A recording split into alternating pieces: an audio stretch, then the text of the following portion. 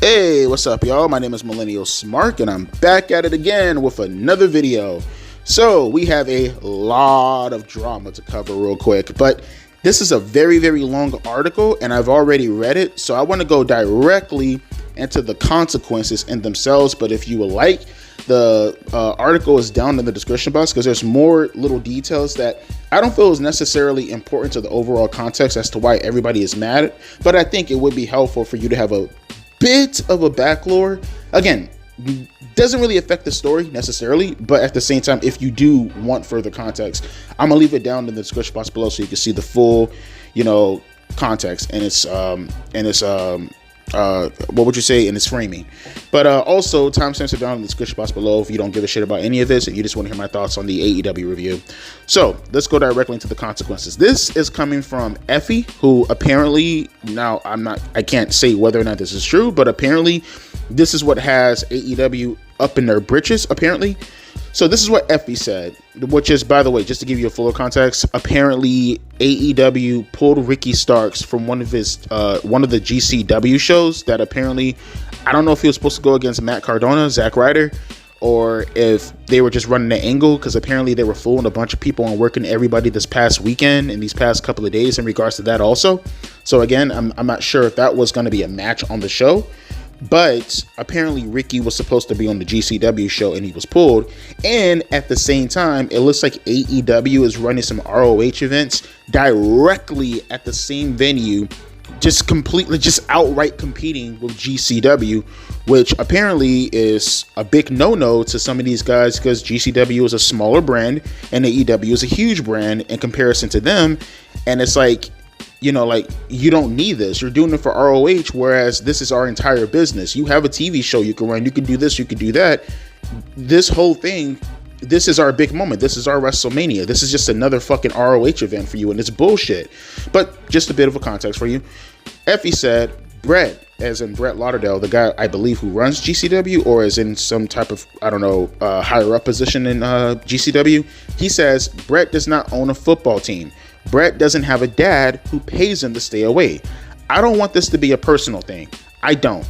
But hey guys, you're not the only game in town. It's fine. I can't stop you from running venues. But in my line of work, when TNA Impact wanted to run center stage, GCW a month before and a month after were told we could not have those dates that we had secured before, because it was competing with something they were doing. And now it just seems the game and the respect never goes both ways, and it's fine. We're not mad. Our people will be there. Our show will be great. We will show it out. But it isn't fun to see that, like, we're so out of ideas right now that the timing is that conspicuous to you showing up and doing that immediately after we announce that we're doing it. That's Effie's whole situation. Like, why are you actively competing with a small company? It's bullshit. And I can see it from his perspective, but I'll talk more about this afterwards. I want to talk about what Brett Lauderdale had to say in regards to Effie's comments, which apparently, again, no confirmation, but it's conspicuous that this is all happening at the same time when they pull Ricky Starks from the show. So this is what Brett Lauderdale had to say on the situation in regards to Effie. I've always considered GCW and AEW to be on the same team. So I don't know if this is meant to punish Ricky Starks. Is it meant to punish GCW? Is it somewhere in between? I just don't know, because again, I just don't have that line of communication. It certainly doesn't feel great. I would love to know if there is something that we should have done or something we should be doing or whatever. But we got to the point where this stuff was agreed upon and announced, and fans were looking forward to this. So whenever that happens, to promote something and then have to pull it back, it's not ideal. And then to talk about indirect with Effie's quote or comments, he said, I don't get to regularly tune into Effie's podcast, so I wasn't really aware of anything that would be considered too controversial that he would have said. I've only heard snippets now since I've read that. And you know, what Effie says is Effie's opinion, and Effie's an independent wrestler. He's an independent contractor. He says this stuff on his own personal podcast, which is not endorsed or promoted or amplified or platformed by GCW. He's his own guy. I don't review what he does. I have no control over Effie. He is absolutely independent, 100%. And that's what Brett Lauderdale is standing on in regards to this whole situation and this whole drama. My only stance about this, and I talked about this a couple of years ago, ironically enough, because I have another project coming up next week. One of my former projects that I did on my old channel was a series called the How WWE Became WWE series, right? Where I went down each era and I talked about it in full detail, right? Some of you guys already know what I'm talking about. You were on the old channel. And one of the things that I talked about during the Hogan era portion was how, and I'm pretty sure you guys are aware of this, how so many promoters were pissed off at Vince McMahon for raiding their talents and, you know, pretty much running events inside their area. That's how pretty much WWE was able to grow into what it is right now, was Vince doing these tactics, right? And they had an unwritten rule, right? They pretty much had a handshake agreement with Vince McMahon Sr., who he himself was also opposed to this, was you can't do that. You can't just come into our territory and run shows inside it, at least without, you know, talking to us so we can get something out of the deal. You know, let's work something out. Don't just come into our territory and pretty much mess up our operation so you can get yourself over, especially if we're way smaller than you guys, which at that point in time, as you guys know, the WWF territory up in New York when they were running Madison Square Garden, where Bruno Sammartino was obviously one of the biggest territories, if not the biggest territory in the entire world, right? At that point, or at least let's just say North America to be more consistent, right?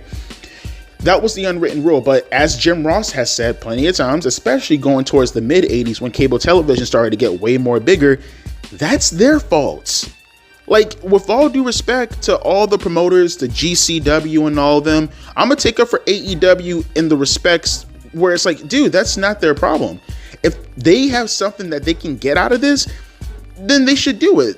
If it's going to benefit them on a positive level in regards to their financial situation, then yeah, I don't see why not. I don't see what the problem is. That's your problem. That's not their problem. That's your problem, buddy. You got to work that out. But on the other hand, if this was just that, if I didn't hear any other comments in regards to AEW and how they feel about WWE competing against Dynamite and how, oh, they're gonna jump on USA and go directly up against Dynamite, you know, when the inception of Dynamite happened back in 2019, and all this stuff in regards to SmackDown going head up with Dynamite and stuff like that, and him constantly bitching and moaning whenever Triple H encroaches on his talent or encroaches on his territory, whether that happens to be an actual location, or say, for an example, something happens to do with television. If it was anything outside of that, I would have no problem with this. I would just say, get good, noob. Like, that'd be my whole thing, bro. GG, noob. Stop it. You're whiny, like your tears. It fills my cup up. But at the same time, Tony, what you're doing right now to these guys are the same complaints that you were bitching and groaning and complaining and moaning all the time about WWE. Like, that's all you probably to this very day for the most part. I could probably go back in my catalog and find some videos of you talking shit about WWE encroaching on, or, you know, taking away something from you that you guys worked for, whatever the case may be, because they're a bigger company or whatever. We're not going to stand for this shit anymore. You guys remember that? We're not going to take this shit. I'm not going to take this shit. That coke-filled fucking and bridled anger from Tony Khan during one of those press conferences a couple of years ago. Oh, I'm not going to take this shit anymore. Confusingly looks back and forth while his nose fills up with more powder. Come on, bro, get the fuck out of here. And if this has anything to do with Ricky Starks, dude, shame on you, bro. Why are you messing with that man's pockets? Why are you I said this already on Saturday, bro. Why are you messing with that man's money, bro? You ain't using him, so what the fuck does it matter? He ain't one of your biggest talents. He should be, but he isn't. So why are you messing with that man's pockets? And no matter how you flip it, whether you want to say, oh, it was AEW who, for an example, have a problem with GCW, or, oh, it's AEW having a problem with Ricky Starks, doesn't matter how you flip it. You foul for that, bro. You either a hypocrite or you're a piece of shit for what you're doing to Ricky Starks, or both. And right now, honestly, it sounds like it's both. You're killing two birds with one stone, man. That's foul as fuck, bro. Get better at this shit, Tony, because at the end of the day, bro, karma's a bitch, bro. That shit's gonna hit you straight across your motherfucking dome the more and more you keep doing bullshit like this, bro. Keep it copacetic and keep it consistent. If nobody can do it in regards to how you bitch and moan about WWE, then nobody can do it. Or if anybody can do it, then don't say the shit that you say about WWE, and fine, no one's gonna have a problem with it, bro. But that's all I got to say about it in regards to the topic. With that being said, I talked about this long enough. Let's get into the AEW review. All right, well, Shelton Benjamin is taking on Mark Briscoe at the moment. Let me talk about this opener real quick and give my overall perspective on the Continental Classic. I discussed this last year when the tournament went on, if you guys want to go back in the archives and check that out. But let me revamp what I've been discussing, or what I had discussed previously, because I feel like I'm not the only one saying this talking point, and they had the opportunity to do it this year, but for some reason they decided to go again with the nonsense, with the, you know, the stipulation being the person who wins the match gets the #1 contender shot against the worthless Continental Championship. I'm sorry, that is what it is. No one gives a fuck about that belt. Honestly, I can't even tell you whether or not it's a priority in the mid card between the international, because maybe I would not. Maybe I would have a different opposition, or maybe I wouldn't have opposition to this if it was just the Continental Championship as the only championship belt in the mid card. But with the TNT Championship belt, with the International Championship belt, it just doesn't have any merit, in my opinion. It has no merit to it whatsoever, bruh. But with that being said, though, you have this opener, right, with MVP.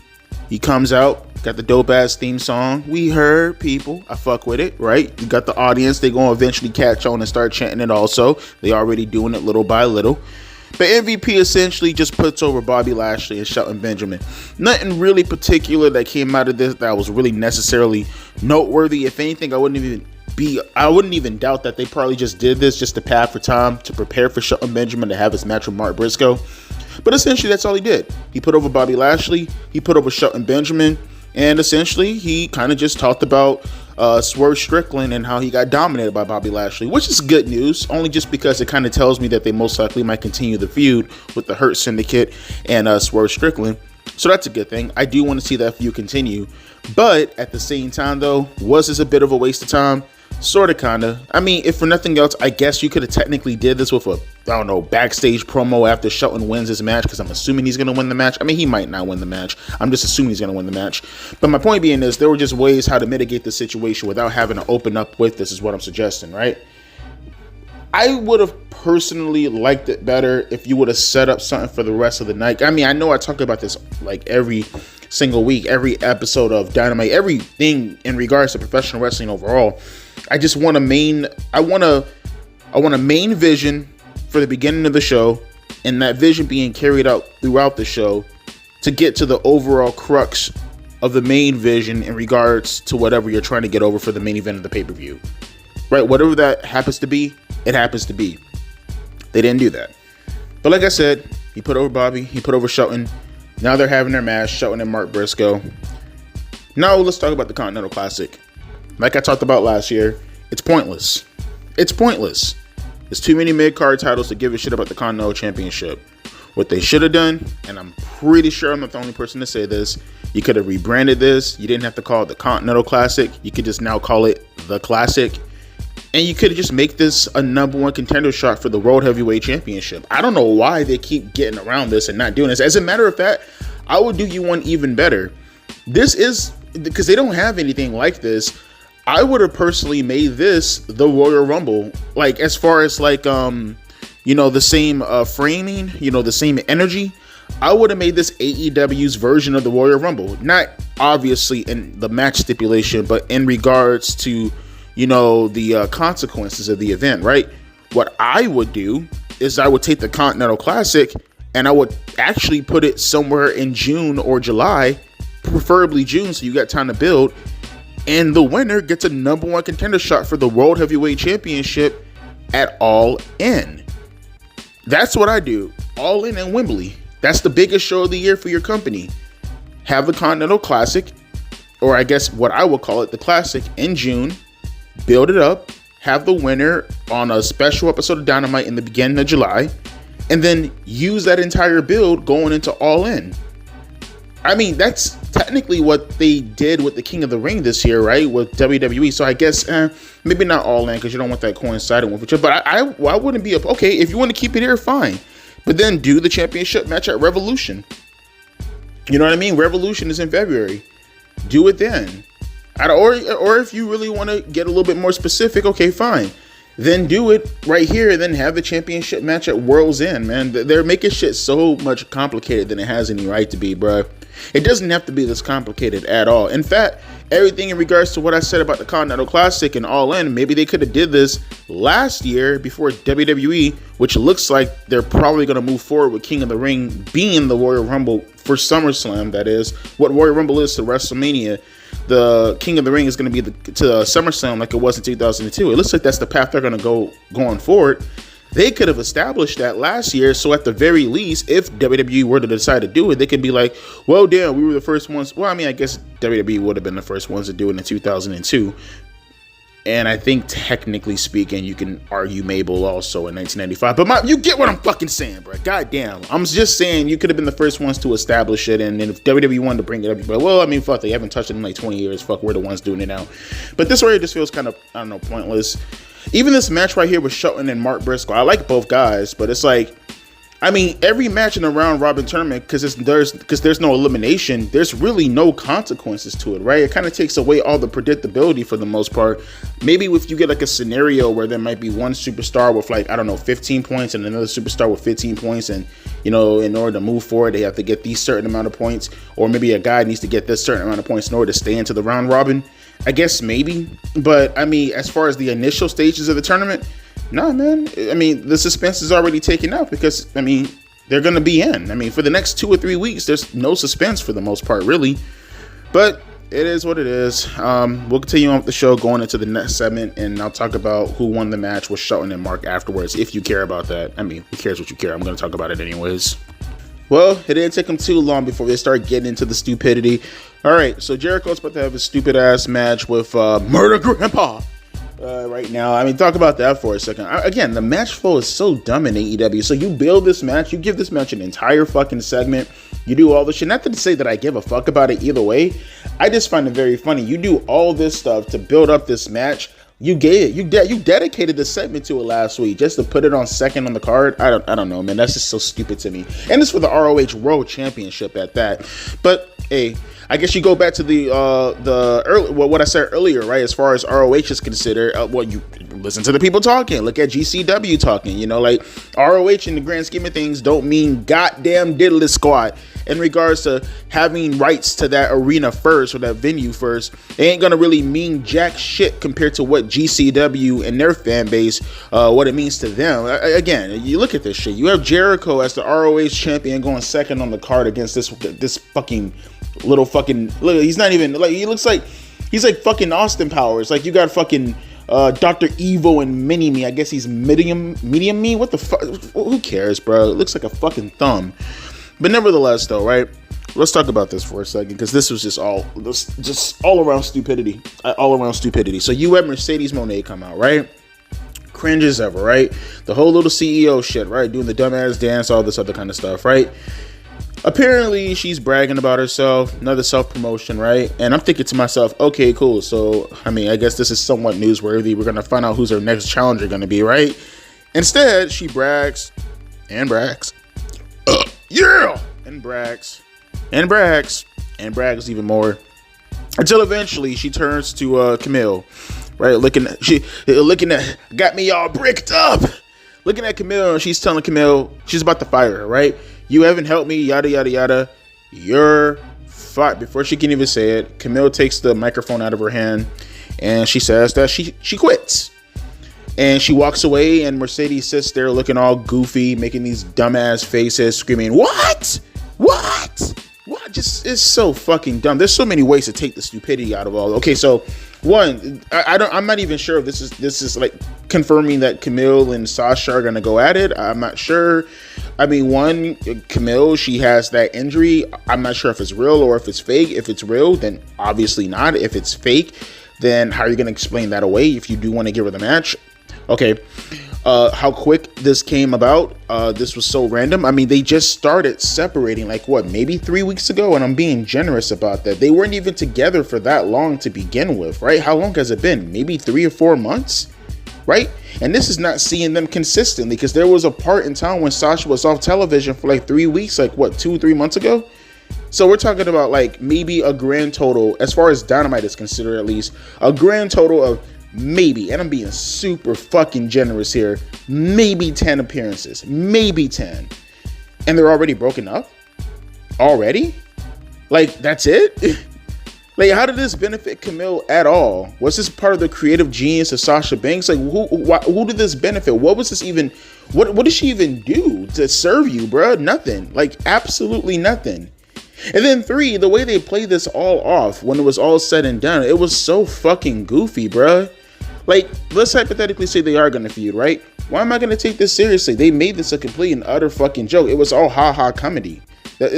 You had Camille, she's making and I like Camille, but she's making goofy faces also, talking to Mercedes, and I quit, and then walks away, and then you have Sasha making stupid faces, and it was all a joke, nothing worth taking seriously. And it's like, bruh, like, this was just a waste of time. A complete and utter waste of fucking time, bruh. So are you gonna find another heater for Sasha? Is that what we're gonna do? We're gonna find another heater for her? What the fuck was the point of even starting this to begin with? Or maybe it was one of those, maybe it's in a long line of just miserable failures within this company of not knowing how to get anything over. So rather than, switch up the monotony and, give it time, because that's AEW's biggest problem when it comes to most of their angles, is that they just don't give it enough time. They don't give it enough segments, and then people lose interest inside it because typically they forget that it's even a part of the fucking show. Rather than actually trying to make it work, rather than doing anything, you jump directly to a dissension fucking storyline. Again, am I tripping? They just started to break up like maybe 3 weeks ago, and they're already here with no payoff. This is so stupid. Typical AEW trash, though. What can I say? Continuing on, like I said, Jericho and Ishii are about to go at it. Oh, and if you're curious, Shelton Benjamin won the match. I know, no shock there. Okay, that was somewhat interesting. Like I'm saying, so far, man, the only good thing on this show has pretty much nothing to do with, I don't know, anything besides the Hurt Syndicate and Swerve Strickland. Go figure, right? So we had this just holy shit, what a boring, slow molasses, terrible fucking match between Jericho and Ishii. This was bad. Everything about professional wrestling on the opposite end of the spectrum. So you got on the far right end of the spectrum how terrible wrestling is with Will Ospreay and Kyle Fletcher. Then you have on the far left end of the spectrum how terrible wrestling is with Jericho and Ishii. And this was, well, I mean, fuck. I just said it. It's Chris Jericho and Ishii. Like, do I have to go in any further details? As bad as you think the match was, it was 10 times worse. Just terrible. Terrible. They were bleeding for no reason. Second match on the card, ROH World Championship. But I guess they were hard weighing themselves because, what I like to do. I like to, do a small shift. I like to do a shift that's like, for an example, say 3 hours long, right, at my job.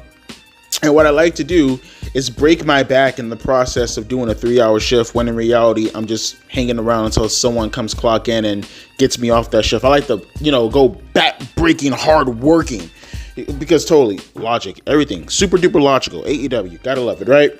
Then we have this promo segment backstage with Swerve Strickland. He's cutting it with Renee Patty Cake. She's asking him about the stuff that happened with him and Bobby Lashley and how he feels about that, because of course, he's going to say that he loved losing to Bobby Lashley, and golly gee willikers, he can't get back into the ring, and he can't wait to get back into the ring and lose to Bobby Lashley again, right? Those questions are so fucking weird when I hear him in professional wrestling. But he was putting over Bobby, saying, hey, he hits hard as fuck and all this other kind of stuff. Again, the way he was talking, it sounds like a bit of a disconnect, because like in the beginning of the night, it sounded like that they were going to continue with the Hurt Syndicate stuff. But the way Swerve is talking here, it kind of looks like they're going to move away from it. I'm not sure. I mean, only to transition into this, because while he was talking, Max Caster's in the background laughing, and then Swerve, he presses him. He's like, "What you laughing at?" And then Max, he's like, "I'm laughing at you." You know, like pretty much recounting all the events in regards to how much of a loser he's been these past couple of weeks, only to end it with like, you know, house of fire, house fire, house fire. That's a bar, is what he said, which is obviously in reference to, you know, Hangman Adam Page, who's coming up next, burning down Swerve Strickland's house. It's funny, you look at Hangman Adam Page and Swerve Strickland, the main event of a pay-per-view, one of the biggest feuds of the year, obviously that company's biggest feud, and they're both absolute fucking losers right now. Make that work. But Swerve Strickland, he did beat the shit out of Max Caster. He jacked him up, threw him on some cases, punched him, beat the crap out of him, and that was essentially it. And then he kicked his head in like Randy Orton would do to somebody, which means, you know, because Randy Orton doing it means that you're off television for about 3 months, means he'll be back on television within the next 3 minutes. Am I right? But yeah, that was pretty much it. It was fine, I guess. I mean, if it was amongst stuff that was good on the show tonight, I probably wouldn't have a problem with that. But this was just fine.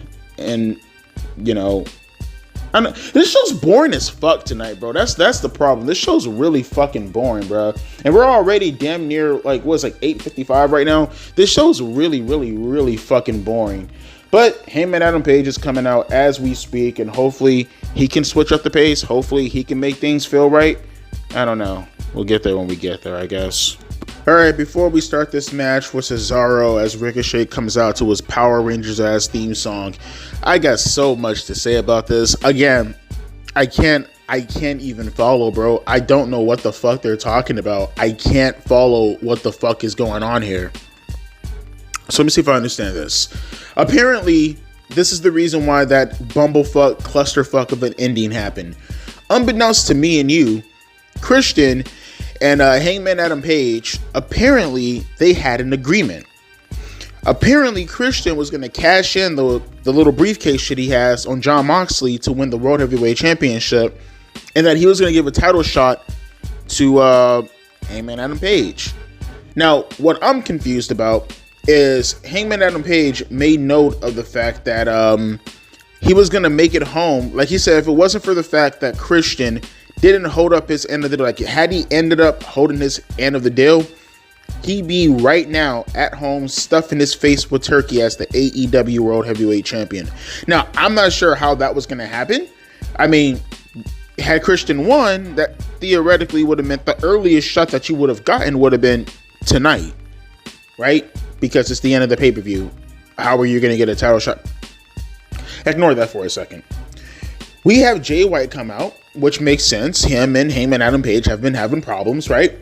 He brags about the fact that he's been beating the shit out of Hangman Adam Page multiple times. And why should he get a title shot? That should be his title shot, which is logical and makes all the sense in the fucking world because, yeah, duh.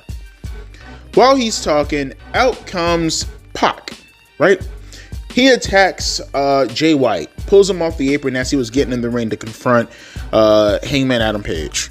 While he's doing that, Wheeler Yuta's on the opposite side of the ring. He leg clips Hangman Adam Page, and they start to go at it for a little bit, right? They're taking him out. Eventually, Hangman Adam Page gets a bit of an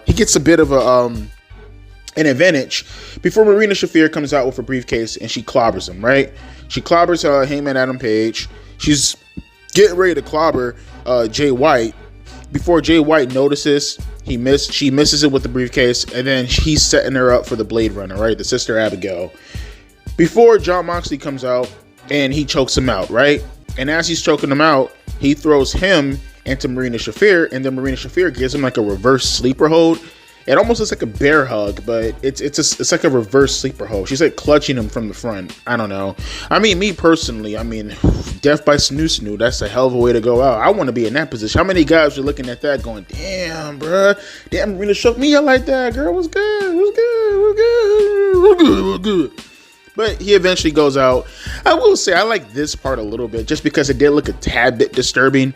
Right, just a bit. I did like this a little bit. While Jay White was out cold, I mean, he is out. His whole body is completely fucking limp. Like, he is not moving his body at all. all 4 members of the Death Riders, they start stumping the shit out of him. I mean, he is dead. He is dead. He is selling his ass off on this. He is completely out, and they're just like stepping on him. They're all 4 of them. They're just jumping him, stepping on him. And it does look a tad bit disturbing watching somebody's like prone body getting stumped out like that. I like that imagery, right? Only for him to fuck it up and then pick up Jay White, and then they ended up hitting him with the briefcase again and then walking away. So I don't know what that has to do with Christian. I'm not sure where they're going to follow up on this. Is it going to be a triple threat with Moxley, Hangman, and Jay White at World's End? Is it going to be just Jay White versus Moxley? I don't know. Are we going to get a proper explanation? Are we going to get any more, I don't know, segments from the Dick Riders? I don't know. I'm confused because the pay-per-view ended with Darby Allin on top of your truck, beating the fuck out of your window. As a matter of fact, they ran it back and they gave us more footage in regards to what was going on during that segment. And Darby Allin made it known. He's like, it's going to be hard for you guys to kill a company if you're already dead. That's what Darby Allin said. Right? So one would probably assume that Darby Allin's going to get the next shot, right? Well, no, because Darby Allin's in the Continental Classic. I don't know what this company's doing anymore. I can't follow the stupidity. It's so fucking stupid. I don't know what they're doing. Why? What? So, okay. So Darby Allin's not going to get the title shot apparently coming up at World's End. That much is evident. So why did you do the ending the way you did it last night? What the fuck was the point of that? Okay, so is it going to be a triple threat? But what the hell would be the point of that when, you know, Hangman Adam Page does not deserve to be anywhere close to the World Heavyweight Championship? Maybe theoretically, if he should have probably got the shot at Dynasty, at Wrestle Dynasty, considering all the stuff that happened with him and Swerve Strickland, but you didn't do that because you're retards. I don't know. So it's going to be Jay White and Jon Moxley? I don't want to see that. I don't have any reason to want to see that. The two people who actually have somewhat of a more compelling story, Darby Allin, given because they have somewhat, you know, you want to follow up on that stuff that's been happening with them throughout the past couple of months, and Hangman Adam Page because of the history between him and Jon Moxley. I find that way more interesting, but they don't have any reason to go after the championship belt right now given the circumstances. And the one person who does have reason and merit to go after the championship belt, especially with how he was jumped tonight, I don't want to see him anywhere near close to a World Heavyweight Championship, nor do I want to see anything in regards to an angle involving them. And it makes all the sense in the world because you got Moxley, you got Pac, you got Cesaro, you got Yuta. And then you got the Bullet Club Gold, which is 4 members, which means it makes all the sense. Oh my God, that might be the angle they're going to go towards. All right. Fuck. Okay, let me go buy a noose. I'll be right back. Let's get back to, you guys can get back to Dynamite. I'm going to go buy a noose and then I'll be right back and I'll finish reviewing the show and then we'll finish this in total in more ways than one. Damn, bro. Look at that, bro. Queen Aminata. Damn, look at Jamie Hayter. God damn, is it my TV or... Oh, shit. Look at that shit right there. It looks like my phone is affected with cookies, but my television's affected with the cake. All right. I'm sorry about that, folks. I got distracted there for a second. Look at, bro, look at that. Bro, look at that coochie, bro. All right, sorry. All right. Focus, Devontae. Focus. Damn, look at that coochie. All right. What was I talking about? Oh, yeah. I wasn't talking about anything. Ricochet, Cesaro. Ricochet lost another match. What's surprising about that, huh? Can anyone raise your hand? Surprise. Ricochet lost another match. Ricochet is now in the position. I mean, we knew this was going to happen. We said this is going to happen. He is literally in the same position that he was in WWE. Jobbing. Because you suck, bro. You bring nothing to the table. What part did this man not understand that he was only here for one reason and one reason only, and that was just to have Tony Khan get his rocks off to Will Ospreay? Bro, at this point, I told you. I said it once and I'll say it again, all right? The last video I dedicated to Ricochet, I said it once and I'll say it again. Bruh, pull up the cuck chair and catering, because that's where you gonna be next, bro. We've been through this. You had the perfect opportunity to get an Intercontinental title shot against what's buddy name again? Braun Breaker. That could have been a feud. You could have ran that, bro. You got two brands in Raw and SmackDown. More ways to spread your wings, bruh. And you relegated yourself to AEW. And you already had the match with Will. You already put over Takeshita. And now here you are putting over Cesaro and with this right, like, you're not gonna win. I mean, this is just so dumb, bro. This is so dumb. He did it to himself, though. What can I say? He did it to himself. You come to AEW and you expected things to be different while being the exact same person you were before, surrounded by people who are younger than you, who could do what you've done for nearly 20 years now, give or take, and do it 20 times better at this point, because, you know, you're getting older and there's only so much you can do. Don't believe me? Watch him do that suicide out of Cesaro in the show. Horrible. Ooh, embarrassing. But let's put that to the side for a second, because you want to talk about embarrassing here? Oh my God, this show is just this is such a shit show tonight. We had Adam Cole come out, right? Adam Cole coming out with the Kingdom, right? The Undisputed Kingdom. Was it Matt Taven and who's the other one? Oh yeah, Mike Cuck Nellis. Mike Bennett. Gotta be politically correct here.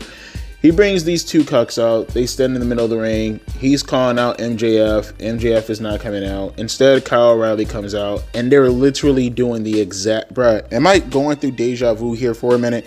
Isn't this literally the exact same angle you just did with Roddy and Adam Cole? Like, you just ran this.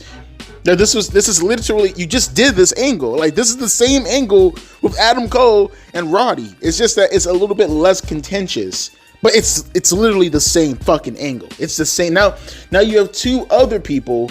Now you have another person who wants a shot at MJF. And now they're trying to fight over who gets the shot with MJF. This is, bro. And then MJF, because of course he's not there tonight, because he's never there. Because why? Just keep milking this guy for as much money as you could possibly get out of him. He's on the Titantron and he's playing the piano. And that's it. He literally said no, and he started to play the piano. That's literally it. While Kyle O'Reilly and Adam Cole fight over, because apparently there's going to be a battle royal next week for MJF's Diamond Ring. Not sure if he's going to be in it. I don't think so. I think the battle royal is just a standard battle royal. Then the winner goes up against MJF. I could be wrong about that. But apparently Adam Cole and Kyle O'Reilly are both going to be in the battle royal. Do you guys give a fuck? I don't give a fuck. I'm pretty sure you don't give a fuck. And this show's fucking horrible. I can't stress this enough. The show, it's horrible. I mean, don't get it twisted. Watching Jamie Hayter and Alicia Fox battle each other in booty shorts are I can never get enough of that. I'm staring at the TV the whole time talking to you, by the way. I'm just, god damn, bro. They're again, maybe it's just my TV, but they are thick. God damn. Whoo, man. Damn, cookies and cream. Emphasis on the cream from your boy. But after this, what is it, 9:36 right now, so we still got the main event. Oh, get this shit right here. The main event is a Continental Classic match with Darby Allin and Brody King. I mean, let's see if somehow they can flip it around and turn this into, I don't know, something related to the fucking Dick Riders. I doubt it. Am I wasting my time here? Should I just give up right now?